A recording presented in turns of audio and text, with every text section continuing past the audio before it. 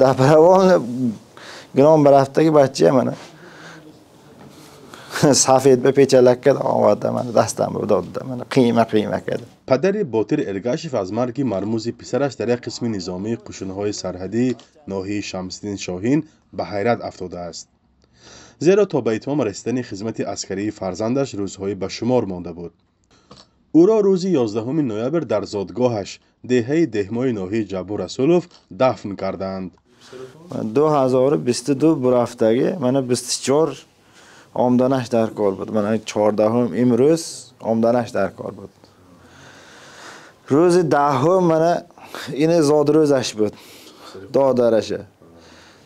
همون روز این تلفن کرده تبریک کرده مادرش کرده آزانان کرده پگش به بچه ما قیمه خیلی آورده داد. پیوندانش میگویند جسد باطر ارگاشف 20 ساله را نمایندگان ریاستی مرزبانی کمیته دولتی امنیت ملی تاجیکستان با همراهی مسئولان مقامات محلی ناحیه جبو رسولوف سپرده گفتند که فرزندش خودکشی کرده است. ولی آنها به این گفته ها شبهه دارند، زیرا در صحبت با خانواده این سرباز باری هم از خدمتش در صف قوه های مسلح شکایت نکرده است.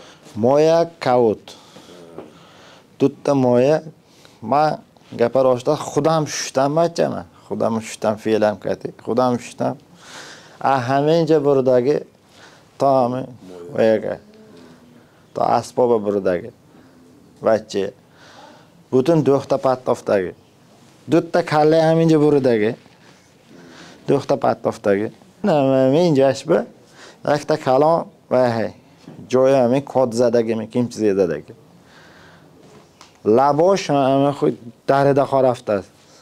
در همین حال منبع‌های رادیو آزادی در ولایت ختلان گفتند که از روی این حالت دادستانی حربی گارنیزون منطقه کلاب تفتیش پیشکی را شروع کرده است. بهادر ارگاشف پدر باطر ارگاشف هم میگوید برای دریافت حقیقت تا زینه‌های بالایی مراجعت خواهد کرد. همین کیم کشته باشد کیم ایکدگی باشد همین یافتم اما یک نشانت شد. значит من میدانم که دولت های من بچه من کیم کشتگی باشد یافت نشان داد. امروز بچه من کرد فقط همسایه میکند دیگرش میکند سال کیم خدمت میکند اینه دیده. مرگ سربازان تاجیک در صف نیروهای مسلح حادثه نو نیست. در گذشته هم در نتیجه تصادف و مناقشه به هلاکت رسیدن آنها مشاهده شده است. بدرفتاری یا ددافشین در ارتش تاجیکستان مشکلی کهنه است. هر چند وقت خبرها درباره زخمی شدن یا فوت سربازان به رسانه‌ها راه می‌یابد.